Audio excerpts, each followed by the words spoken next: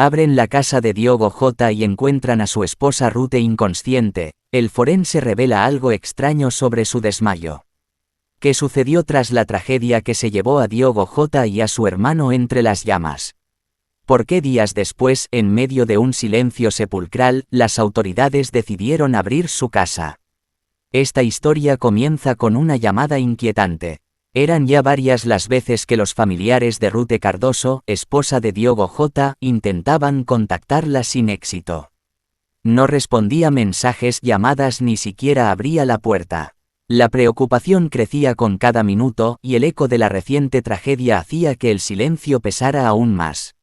Fue entonces cuando, por insistencia de la madre de Ruth, se llamó a emergencias. La policía local acudió a la residencia. Nadie contestó al timbre, nadie gritó desde adentro. Solo un silencio inquietante, una casa oscura y cerrada como si el tiempo se hubiera detenido dentro. Con autorización legal y bajo supervisión, los agentes decidieron ingresar. Forzaron la cerradura de una vivienda que ya no respiraba. Adentro, todo parecía intacto, hasta que, al subir las escaleras hacia el dormitorio principal, la imagen los dejó sin palabras. Ruth Cardoso, inconsciente, tendida sobre el suelo frío, sin señales de violencia pero con un pulso débil. Lo más extraño no era solo su estado, sino el ambiente en el que fue hallada: ventanas cerradas, luces apagadas, el celular tirado a un lado, y una botella de agua abierta, sin rastro de medicamentos ni notas. Nadie sabía cuánto tiempo llevaba así. Nadie podía entender cómo, después del terrible accidente que cobró la vida de su esposo y su cuñado, Ruth había desaparecido incluso de su propio mundo. Algunos vecinos afirman haber escuchado un llanto tenue durante la noche anterior, pero no imaginaron que se trataba de una emergencia. Otros decían haber visto luces parpadeando en el segundo piso, aunque la casa llevaba días en completa oscuridad.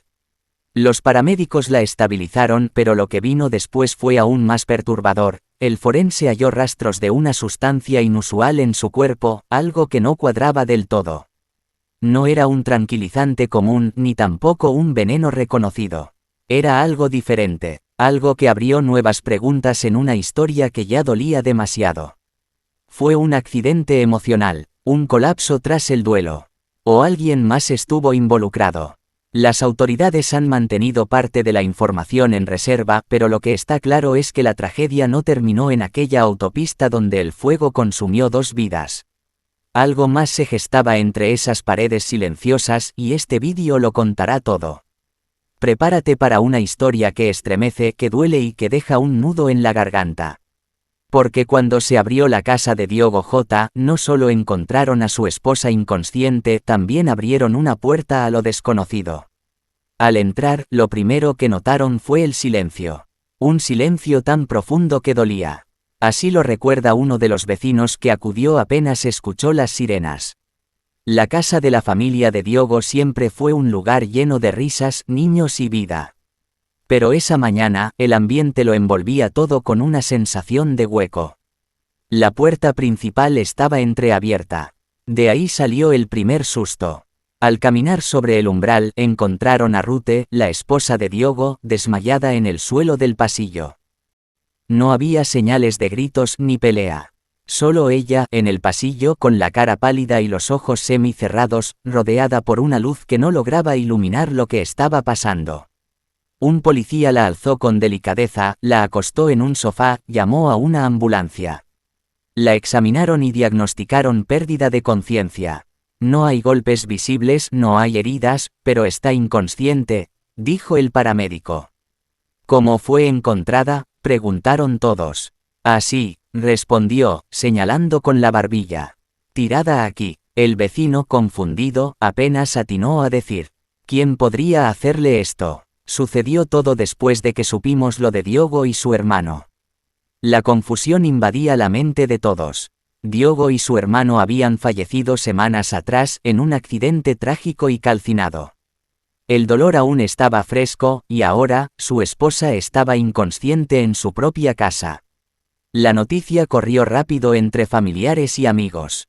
La madre de Diogo, con la voz quebrada, lo confirmó apenas escuchó por teléfono. Ruth está bien, le dicen. Pero no puede hablar aún. Los médicos, algo sorprendidos, aseguraron que no había signos compatibles con intoxicación, ni trauma físico. No había señales de una caída. Todo parecía de origen interno, algo que aún oprimía más la sospecha, ¿qué le había pasado? Mientras tanto, en el salón principal, los oficiales encontraron su celular en la mesa. Funcionaba. Tenía batería. No parecía haber sido manipulado. Justo a su lado, la bufanda favorita de Diogo. A un costado, un zapato infantil, recordando que alguien pequeño aún vivía en esa casa. Se trataba de la misma casa donde, semanas atrás, habían descubierto los restos del auto fatal. Allí también habían hallado documentos, fotos, incluso el ordenador de escritorio con pistas inéditas. Pero esto era diferente. La esposa, en estado inconsciente. Y sin señales externas que expliquen lo que le ocurrió. Llegaron entonces los forenses. 2 de ellos recorrieron la casa con linternas y cámaras. No registraron huellas de extraños. No encontraron restos de sustancias o bebida. Todo indicaba que nadie había entrado violentamente. Hasta ahora. Por eso el informe del forense fue calificado de «muy extraño» por los investigadores. Según su primer análisis, la esposa estaba consciente, hasta el momento inmediato anterior al colapso. No había signos de derrame, ni aneurismas.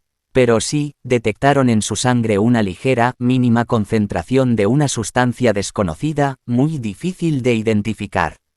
Y eso, sin signos externos, fue lo más inquietante de todos. Esto no es una intoxicación normal, dijo el forense. No hay rastros de ingesta reciente. Es algo tan sutil que casi no se detecta. Pero su efecto fue inmediato, inconsciencia súbita. Nadie sabe cómo pudo entrar a su cuerpo.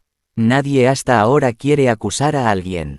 Pero todos se pregunta, se conjugó con el shock emocional tras la tragedia de Diogo y su hermano. ¿O alguien quiso hacerle daño? La autopsia psiquiátrica está prevista para días después.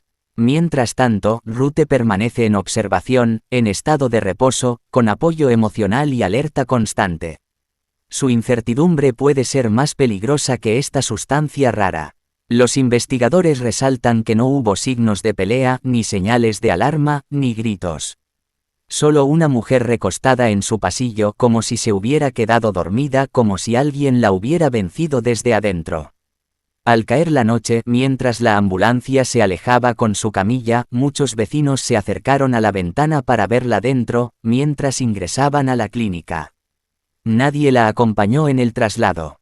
Todos la miraron en silencio. Porque no sabían qué esperar.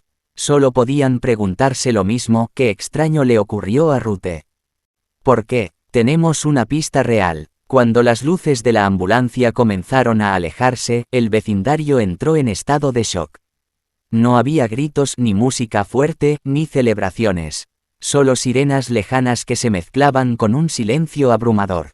Un silencio que lo decía todo: algo grave había ocurrido, y todos allí lo sabían. Una vecina compartió al micrófono de un noticiero local. En la casa de al lado siempre había risas y charlas. Hoy solo hay un hueco. La calle que tantas veces había sido testigo de encuentros matinales y juegos de niños parecía contener la respiración. Los primeros en actuar fueron los vecinos. Una llamada al 911 desencadenó la llegada de patrullas y bomberos. Pronto se formó un perímetro de seguridad con cintas amarillas señalando al público que la escena era delicada. A unos metros varios familiares y amigos aguardaban detrás de las cintas, sus rostros desencajados por el miedo y la incredulidad. Un oficial explicó en voz baja.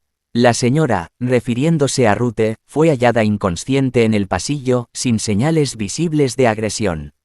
A su lado, un bombero encendía una linterna para inspeccionar la entrada. Nadie escuchó gritos, nadie vio nada fuera de lo normal. Pero las sirenas hablaban por sí solas. Una madre comentó: mis hijos la vieron llegar en la ambulancia. Fue, ¿cómo decirlo?, como una película de terror. Otros vecinos agregaron que habían escuchado movimientos en la casa la noche anterior, risas apagadas, pasos apresurados, y luego un silencio tan profundo que, al escucharlo, supusieron lo peor. Mientras eso ocurría afuera, adentro los investigadores comenzaban a recabar testimonios. Vecinos que dijeron haberla visto entrar temprano esa mañana sin señales de nervios ni confusión. Hasta que alguien llamó un pequeño estruendo como si la puerta del baño se hubiera cerrado por culpa del viento. Nadie pensó que sería el inicio de algo grave. Cuando entramos no vimos manchas ni perturbaciones, informó un agente. Solo a una mujer inconsciente colocada con cuidado sobre el sofá. La mezcla de calma aparente y tensión imperdonable llenaba el ambiente. Una mujer, amiga cercana de Ruth, contó. Cuando escuché la ambulancia pasar, me asomé por la ventana, había policías en la puerta. Tuve que venir corriendo. Sus ojos se humedecían recordando lo que vio, un cuerpo mediado por una camilla blanca, rodeado de rostros desconocidos y miradas perdidas. Se acercó un joven paramédico y dijo: no hubo signos de pelea. No hay denuncias previas ni alarmas activadas. Es todo tan silencioso que grita. Por eso el capítulo lleva ese nombre. A medida que pasaban las horas, el vecindario se transformaba. Algunos romeros llegaban con flores, otros solo se asomaban para ver rostros conocidos. Todos se hacían la misma pregunta. ¿Por qué Ruth estaba inconsciente? En medio de esa escena, la sombra de la tragedia que había golpeado a la familia semanas atrás seguía presente, 2 hermanos calcinados en un accidente brutal. Un dolor todavía reciente que ahora cobraba fuerza con lo ocurrido en la casa. Podía haber relación. Los investigadores comenzaron a buscar cámaras de seguridad, a hablar con repartidores, a escudriñar el entorno. Pero hasta ese momento no había pruebas externas, solo el testimonio de quien la encontró. Ese primer impacto emocional que, por momentos, era más poderoso que cualquier señal clara de crimen. El ambiente densificó cuando un perito dijo algo inaudito. A veces, el cuerpo se colapsa cuando el estrés emocional supera lo físico. No siempre necesita ingestión o impacto. Basta que el corazón diga ando puedo más. Eso desató una discusión silenciosa entre los presentes, fue un colapso por la presión. ¿O hay algo más detrás? La figura del forense aún era indefinida. Su labor sería revisar muestras de sangre, orina, tejidos. Pero el vecindario ya tenía la impresión de que algo extraño pasaba.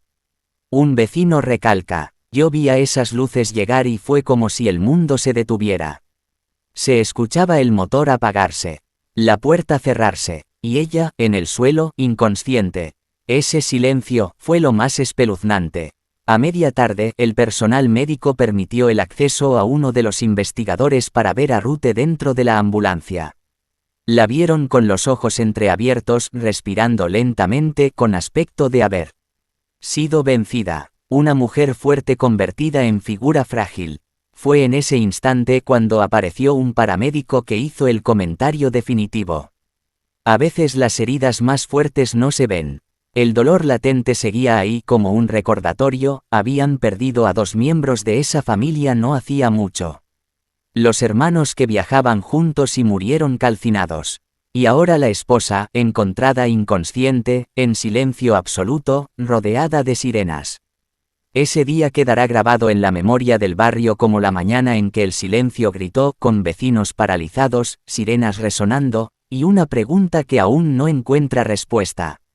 ¿Qué extraño sucedió realmente? Cuando las horas pasaron y la confusión inicial se calmó, los resultados preliminares del examen médico realizado a Ruth Cardoso comenzaron a llegar a manos de las autoridades. Nadie imaginó lo que estaba por revelarse. En una sala reservada del hospital, un forense con décadas de experiencia miraba el informe con el ceño fruncido.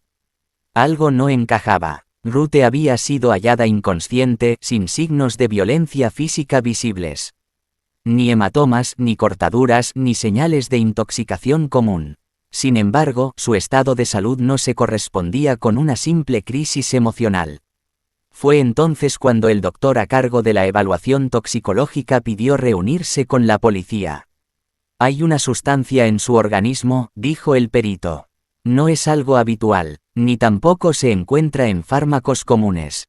Los agentes intercambiaron miradas. El forense desplegó la hoja. Una sustancia leve, pero extraña, estaba presente en el torrente sanguíneo de Ruth. No era un veneno, no era un sedante clásico, pero su composición indicaba que actuaba sobre el sistema nervioso central provocando somnolencia, desorientación, incluso pérdida temporal del conocimiento. No dejaba rastro físico visible. Solo podía detectarse con pruebas de laboratorio específicas. Esto no se encuentra en medicamentos que uno toma por error, aclaró el experto. Esto debió ser administrado de forma controlada, aunque en una dosis baja. La revelación fue tan impactante como desconcertante. ¿Quién, cómo y por qué habría suministrado una sustancia así a Ruth Cardoso? La policía comenzó a considerar todas las posibilidades. Se trataba de un intento de silenciarla. Podría ser una reacción adversa a algo que consumió sin saberlo. O era producto del agotamiento físico y emocional. Pero el análisis era claro. El nivel de la sustancia hallada, aunque bajo, sugería una exposición reciente, posiblemente dentro de las últimas 6 a 12 horas antes de su desmayo. Una fuente del hospital explicó en voz baja. Este tipo de compuestos no están disponibles en cualquier farmacia. Se requiere receta o contacto con laboratorios especializados. Es un compuesto de uso clínico pero muy limitado. Eso abría otra puerta. Pudo haber alguien más en la casa. Había alguien con acceso a medicamentos poco comunes.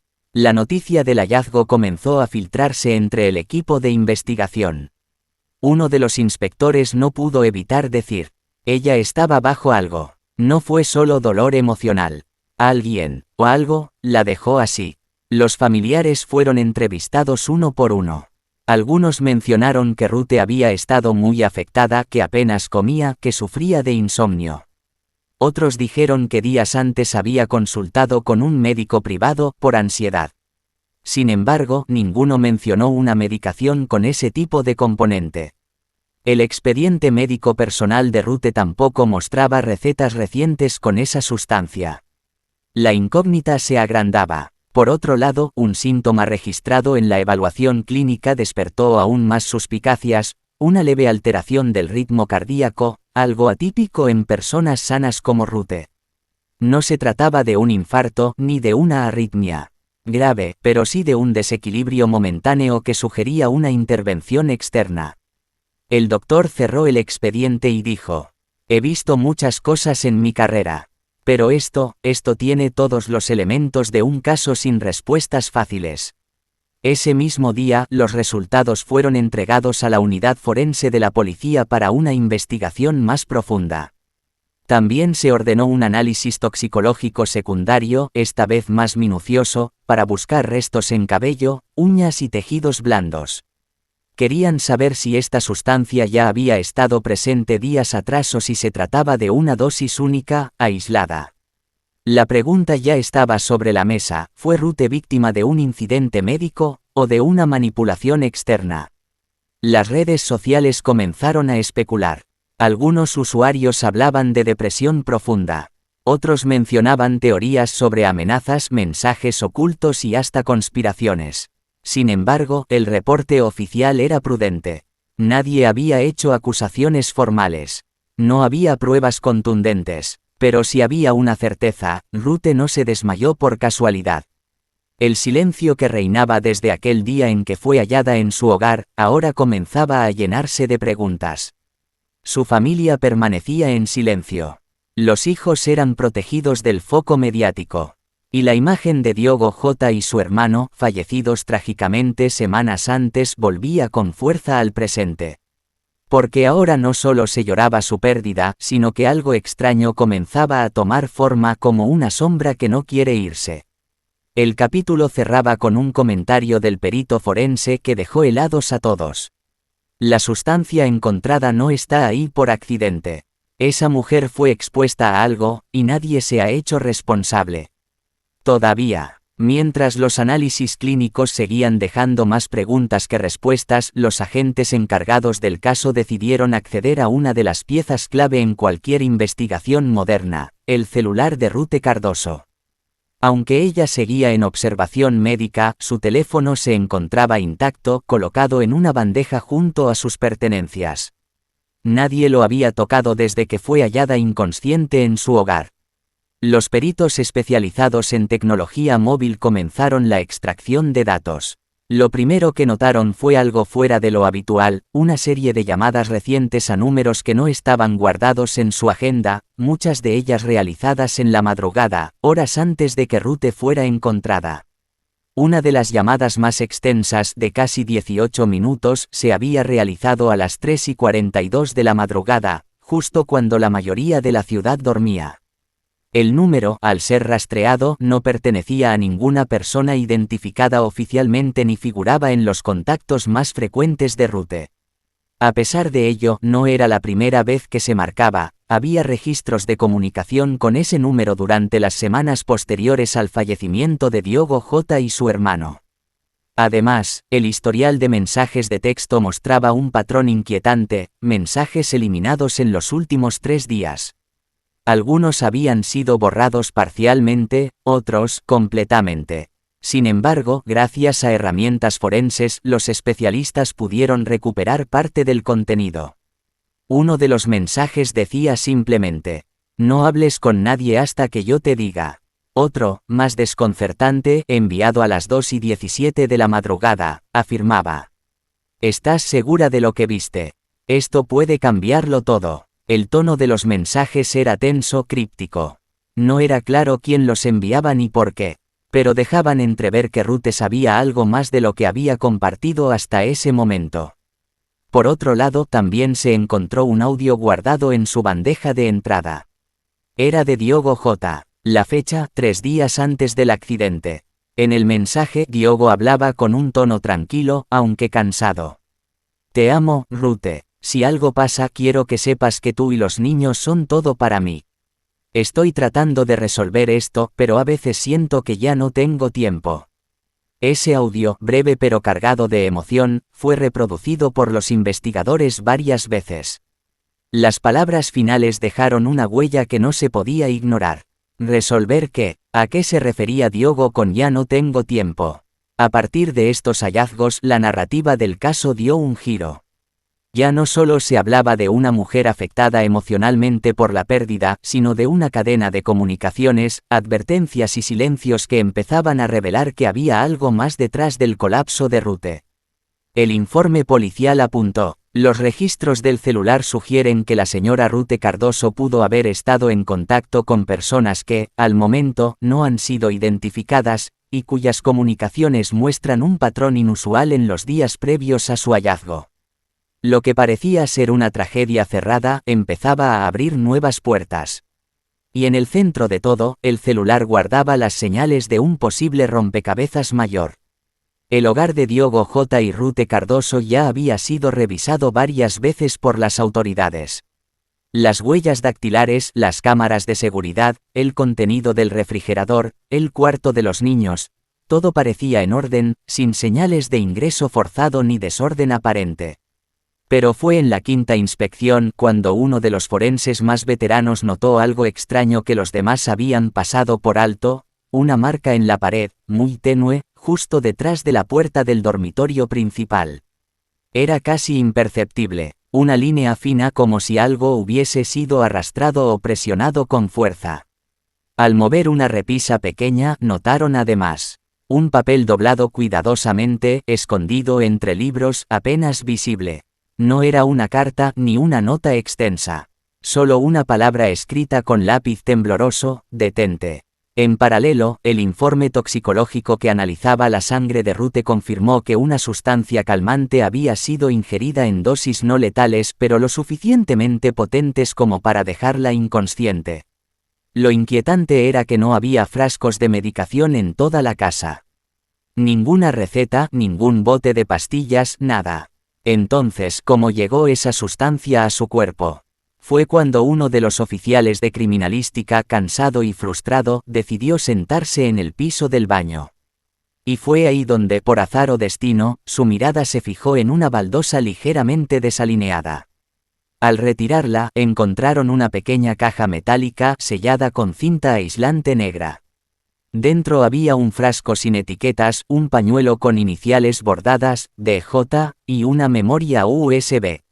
El contenido de esa memoria aún no se ha revelado oficialmente, pero quienes la vieron hablaron de documentos, correos electrónicos y capturas de pantalla que reflejaban días de ansiedad, presiones externas y un miedo que Diogo no logró compartir completamente en vida.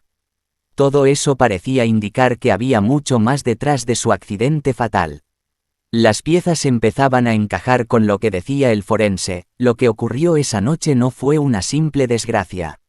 Hay elementos que sugieren una cadena de eventos que fueron orquestados, o al menos propiciados por algo que aún desconocemos. Ruth, aún recuperándose, no ha podido dar su versión. Pero ahora, con esta nueva pista, la pregunta ya no es solo por qué colapsó emocionalmente, sino qué sabía y por qué lo había callado. El caso aún no tiene respuestas definitivas. Pero en medio del dolor, emerge una verdad difícil de ignorar: las señales siempre estuvieron ahí, pero nadie supo verlas a tiempo. Gracias por acompañarnos hasta el final de esta historia estremecedora. Si este contenido te conmovió, te invitamos a suscribirte a nuestro canal Secretos de Historia, darle like, compartir este vídeo y comentar con respeto hacia las personas que forman parte de este relato. Tu apoyo es vital para seguir contando las historias que muchos prefieren guardar en silencio.